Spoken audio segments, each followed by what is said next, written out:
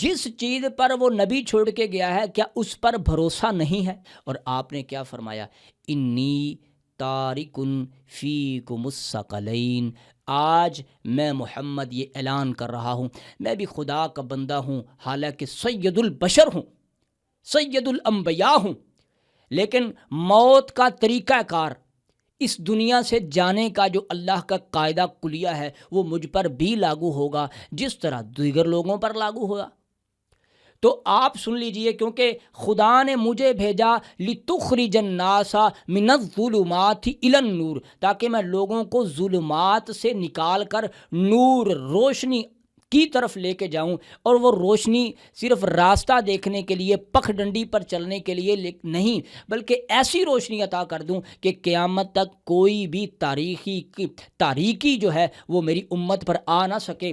جس طرح نبی کے ہوتے ہوئے ہدایت کی ضرورت تھی، اسی طرح ان لوگوں کو، جن لوگوں کی 23 سال اللہ کے پیغمبر نے تربیت کی ہے، ان لوگوں کو اسی طرح ابھی ہدایت کی ضرورت تھی اللہ کے پیغمبر کے جانے کے بعد بھی۔ اس کا یہ مطلب نہیں تھا کہ آپ نے سب کے ساتھ ایمان کی چپیں لگا دی تھی، اب وہ کبھی جو ہے وہ کوئی غلطی کر ہی نہیں سکتے تھے، اب وہ کسی بھی کہیں بھی بھٹک نہیں سکتے تھے، ایسی کوئی بات نہیں ہے۔ السلام علیکم ورحمۃ اللہ وبرکاتہ۔ اللہم صلی علی محمد وآل محمد۔ اعوذ باللہ السمیع العلیم من الشیطان الرجیم، بسم اللہ الرحمن الرحیم۔ قال اللہ تبارک و تعالی فی القرآن المجید والفرقان الحمید، واعتصموا بحبل اللہ جمیعا ولا تفرقوا۔ محترم ناظرین، میں آپ کا بھائی قاری مزمل اعجاز الحسینی آپ کی خدمت میں آج ایک بڑا اہم موضوع لے کے حاضر ہوا۔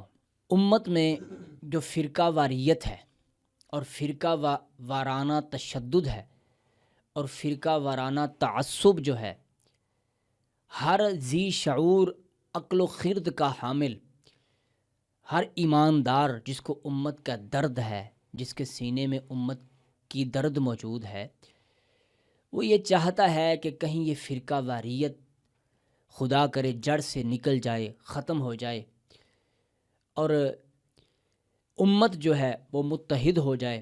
اس کے لیے ہر کسی نے تحریر سے، کسی نے تقریر سے، کسی نے اپنے اخلاق کے ساتھ، کسی نے اپنے کردار کے ساتھ، کسی نے اپنے مال کے ساتھ، کسی نے سوشل میڈیا کے ساتھ، الیکٹرانک میڈیا کے ذریعے سے، پرنٹ میڈیا کے ذریعے سے، جو بھی ایماندار جتنی اس کے پاس وسعت ہے، طاقت ہے، توسط ہے، اسی کے اعتبار سے وہ اس کو ختم کرنے کی کوشش کرتا ہے۔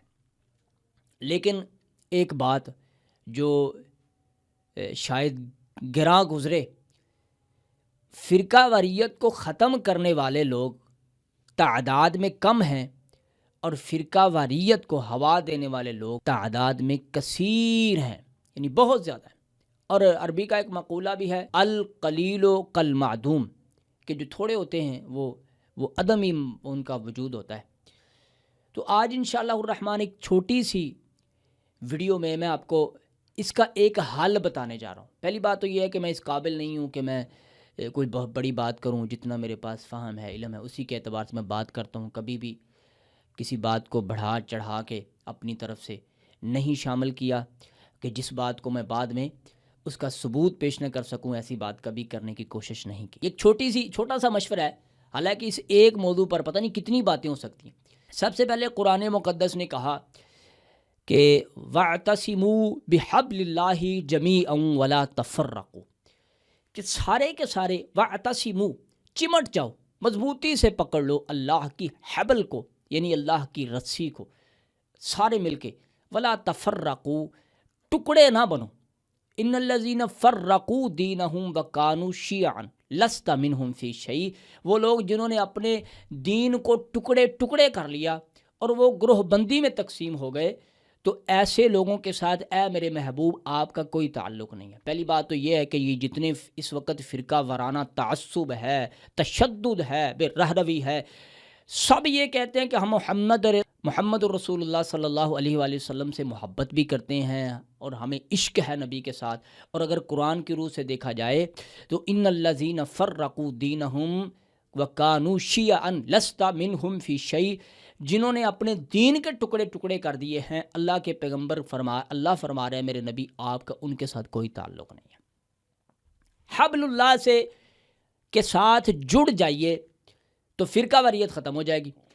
اب یہاں پہ میرا شارٹ یہی بات ہے، یہی ایک اس سوال کا جواب ہے اور حل ہے کہ اگر امت کو اسی حال پہ چھوڑ دیا جائے جس حال پہ امت کو امت کا وارث چھوڑ کے گیا، امت کو اسی حال پہ چھوڑ دیا جائے جس حال پر امت کو امت کا وارث چھوڑ کے گیا، سب سے بڑا امت کا نگہبان، امت کا جو ہے وہ نگہداشت کرنے والا، سب سے بڑا امت کا حریص علیکم بالمؤمنین رعوف الرحیم، جو مومنین پر رعوف ہے، رحیم ہے، حریص ہے، جس چیز پر وہ نبی چھوڑ کے گیا ہے کیا اس پر بھروسہ نہیں ہے؟ اگر آج امت کو اسی چیز پر جمع کر دیا جائے، تمام علمی جو خدمات انجام دینے والے، خدمت سر انجام دینے والے، وہ اپنے تعصب کو، اپنے جو ہے وہ فرقہ وریت ورانہ عقائد کو، اپنی دکان کو چھوڑ کر، اپنے کاروبار کے دھندے کو چھوڑ کر، اپنے پیٹ کے فکر کو چھوڑ کر، وہ کوئی بھی ہو، وہ شیعہ ہو، وہ سنی ہو، وہ سنیوں میں پھر دیوبندی ہو، بریلوی ہو، اس میں پھر اہل حدیث ہو، جن لوگوں، جو بھی بندہ ہے کہ وہ تعصبانہ جو ہے وہ اور فرقہ وارانہ لوگوں کی سوچ بناتا ہے، وہ سب چھوڑ کے امت کو اسی ڈگر پہ آپ لے آئیں جس پر امت کا وارث چھوڑ کے گیا ہے. تو کیا اس میں کوئی، میں یہ جو بات کر رہا ہوں یہ منطقی، عقلی، علمی اعتبار سے اس میں کوئی کسی قسم کا کوئی ول ہے، کجروی ہے، فریب ہے؟ نہیں ہے. امت کو اسی حال پر چھوڑ دیجئے جس حال پر امت کو امت کا وارث چھوڑ کے گیا. اب وہ حال کون سا ہے؟ کتب اہل سنت ہوں، کتب اہل تشیع ہوں، نبی پاک صلی اللہ علیہ وآلہ وسلم کے عادات، آپ کے اخلاق، آپ کے کردار اور آپ کی جماعت حقہ کا ذکر دوسری کتابوں میں بھی موجود ہے. والذین معہ، وہ لوگ جو محمد رسول اللہ صلی اللہ علیہ وآلہ وسلم کے ساتھ رہے، ان کا ذکر موجود ہے. یعنی اس چیز کی کوئی تردید نہیں کر سکتا، کوئی اس کو رد نہیں کر سکتا کہ یہ چیز غلط ہے.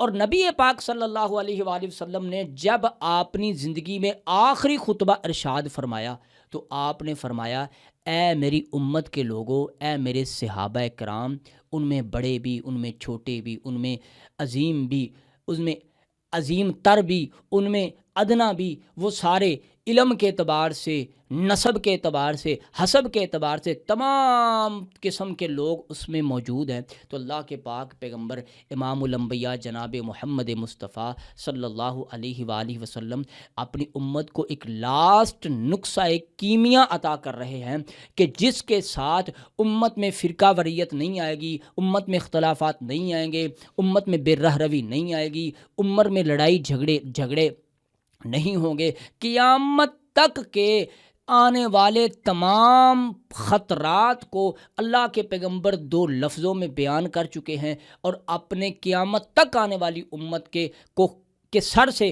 یوں سمجھیے کہ خطرات کے بادل آپ دور کر چکے ہیں اور تمام اسباب دے چکے ہیں کہ جس سبب سے امت جو ہے وہ آگے بڑھوتی کی طرف جائے، انقلاب کی طرف جائے، ترقی کی طرف جائے، بڑھتی جائے، اور اس امت کا کوئی راستہ نہ روک سکے.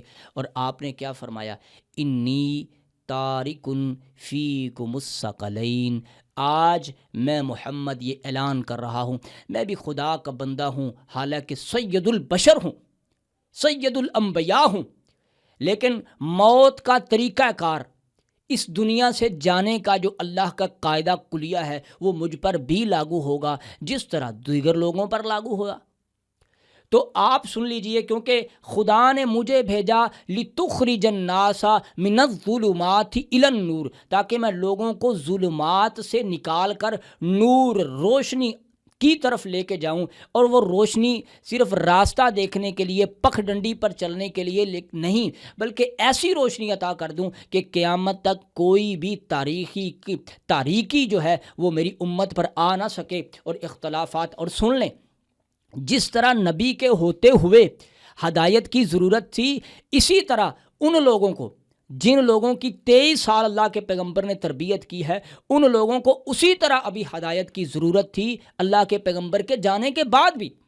اس کا یہ مطلب نہیں تھا کہ آپ نے سب کے ساتھ ایمان کی چپیں لگا دی تھی، اب وہ کبھی جو ہے وہ کوئی غلطی کر ہی نہیں سکتے تھے، اب وہ کسی بھی کہیں بھی بھٹک نہیں سکتے تھے، ایسی کوئی بات نہیں ہے۔ اسی طرح ان کو ہدایت کی ضرورت تھی جس طرح پیغمبر کی زندگی میں ضرورت تھی۔ تو آپ نے فرمایا انی تارکن فیکم الثقلین، میں تم میں دو بھاری بھاری چیزیں، عظمت کی حامل چیزیں، راہ ہدایت پر لے جانے والی چیزیں، امت کو جمع کر دینے والی چیزیں، حبل اللہ، اللہ کی رسی، دو چیزیں چھوڑ کے جا رہا ہوں، انہیں پکڑے رکھو گے، لن تضلوا بعدی ما تمسکتم بہما، جب تک ان کے ساتھ جڑے رہو گے میرے بعد تم کبھی گمراہ نہ ہوگے۔ اب مجھے بتائیے، اس سے بڑی کوئی گارنٹی ہے؟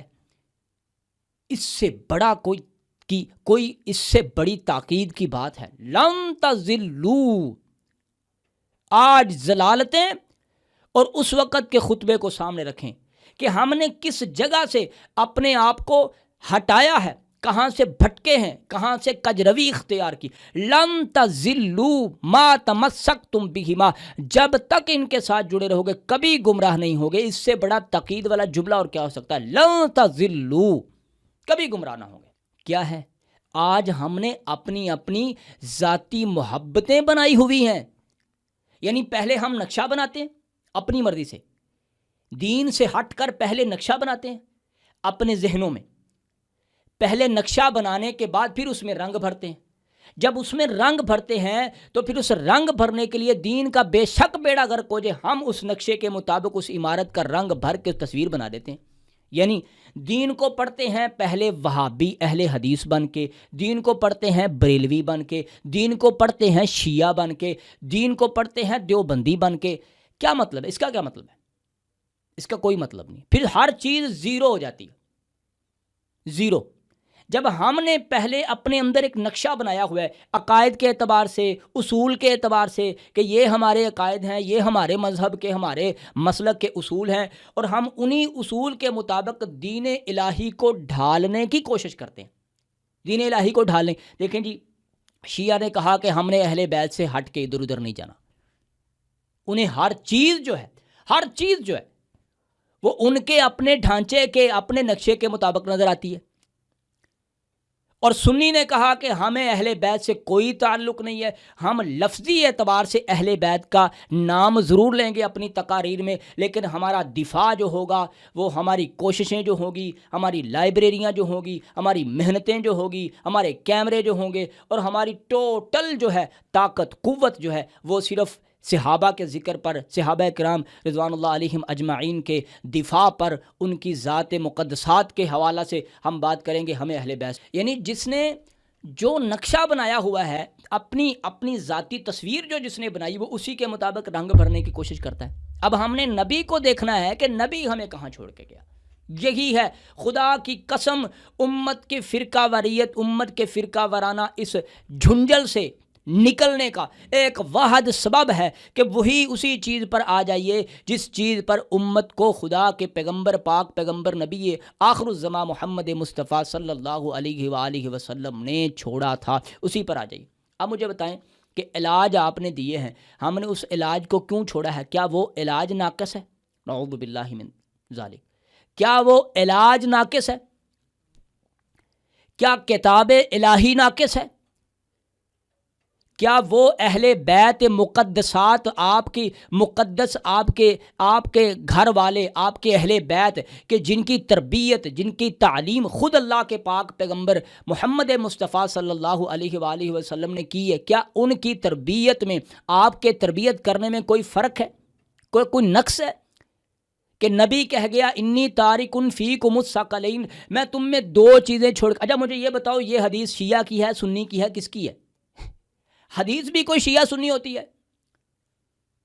تعلیمات مصطفیٰ بھی شیعہ سنی ہوتے ہیں؟ تعلیمات مصطفیٰ شیعہ سنی نہیں ہوتے، ہر مومن کے لیے برابر ہوتے ہیں.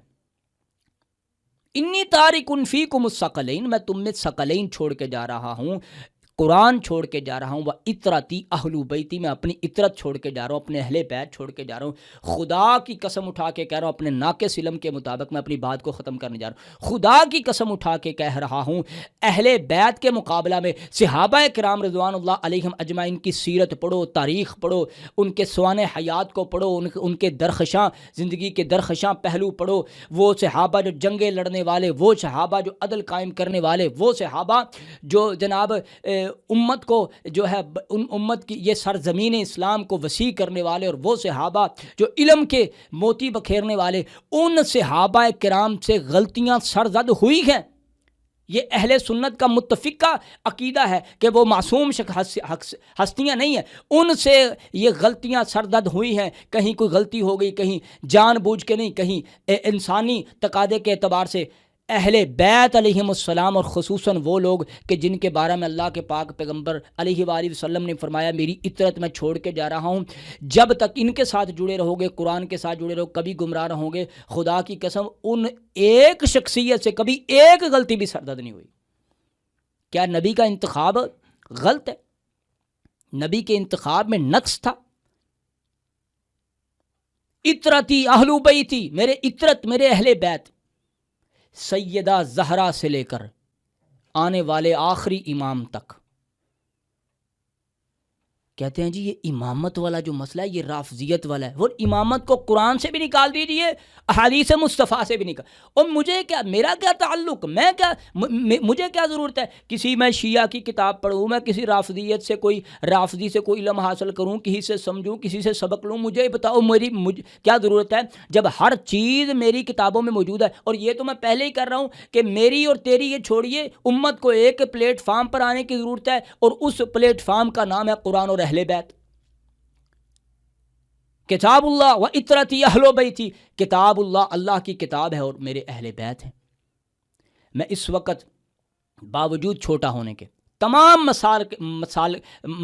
مکاتب فکر کے شیوخ حضرات، شیخ الحدیث، ان سب سے، واعظین سے، خطباء سے جو تحریر کرتے ہیں، جو تقریر کرتے ہیں، کسی بھی اعتبار سے خدمت کرتا ہے دین اسلام کی، خدا کا واسطہ دے کے یہ کہتا ہوں کہ امت کو اسی چیز پر لے آئیے. اب امت آ رہی ہے، جب خود جو آ رہی ہے اور خود آ رہی ہے، اور پھر علماء کی نفرت لے کے آ رہی ہے. تو اگر علماء ہی اپنے ممبروں سے یہ بیان کریں گے کہ بھائی نبی ہمیں قرآن اور اطرت پہ چھوڑ کے گئے ہیں، اور قرآن و اطرت پہ آ جاؤ، اختلافات ختم ہو جائے گے. خدا کی قسم قرآن اور اطرت جسے سمجھ آتی ہے حدیث ثقلین، وہ شیعہ ہو وہ مومن بن جاتا ہے، وہ سنی ہو وہ مومن بن جاتا ہے، وہ اہل حدیث ہو وہ مومن بن جاتا ہے، وہ دیوبندی ہو وہ مومن بن جاتا ہے، وہ بریلوی ہو وہ مومن بن جاتا ہے. اور مزے کی بات، جسے حدیث ثقلین سمجھ آ جاتی ہے اسے ان تمام مکاتب فکر میں سے کوئی بھی قبول نہیں کرتا. اس کا مطلب کیا ہے؟ اس کا مطلب یہ ہے کہ یہ اصل ہے، یہی اصل ہے. جب اس کے ساتھ کوئی جڑتا ہے اسے ساری دنیا چھوڑ دیتی ہے، اور جو اس کے ساتھ جڑتے ہیں اس میں ایمان بھی آ جاتا ہے، اس میں تقویٰ بھی آ جاتا ہے، پرہیزگاری بھی آ جاتی ہے، علم بھی آ جاتا ہے، فہم بھی آ جاتا ہے، ادراک بھی آ جاتا ہے، اور پھر اس کے اندر امت کی اتحاد کا جوش، جذبہ، فکر بھی آ جاتا ہے. اس کا مطلب ہے اصل یہی ہے، قرآن و اہل بیت، اطرت رسول صلی اللہ علیہ وآلہ وسلم، کہ جن کی اتنی قربانیاں، خدا کی قسم میں کون ہوں، میں قربانیاں آل محمد کی گنا سکوں؟ کون ہوں میں؟ اور پھر اس کے بعد نبی پاک صلی اللہ علیہ وآلہ وسلم کا ہر وہ صحابی کہ جو اسی ڈگر پر رہا جس ڈگر پر محمد مصطفیٰ صلی اللہ علیہ وآلہ وسلم چھوڑ کے گئے. کس ڈگر پر؟ انی تارکن فیکم الثقلین کتاب اللہ و اطرتی اہل بیتی. پیغمبر کا ہر وہ جانثار محب، پیغمبر کا صحابی، جنتی، ہر وہ جنت کا نواب پیغمبر کا صحابی جو قرآن اور اہل بیت پر، اطرت اہل بیت پر، اطرت محمد مصطفیٰ پر جمع رہا اور اسی عقیدے پر رہا.